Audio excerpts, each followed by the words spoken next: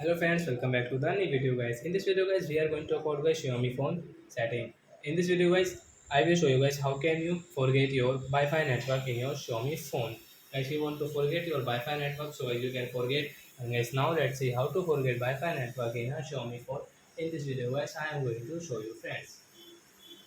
So first of all guys, we will have to on our guys phone setting to forget our Wi-Fi network.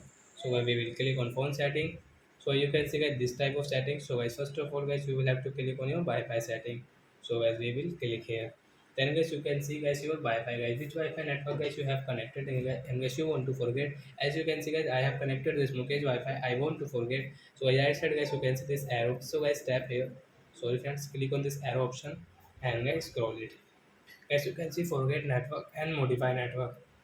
So friends, you want to modify, so guys click on modify, and guys I want to forget this network, so I will forget. After forget guys, I cannot use my Wi-Fi guys. Again guys, I will have to enter password to connect this Wi-Fi.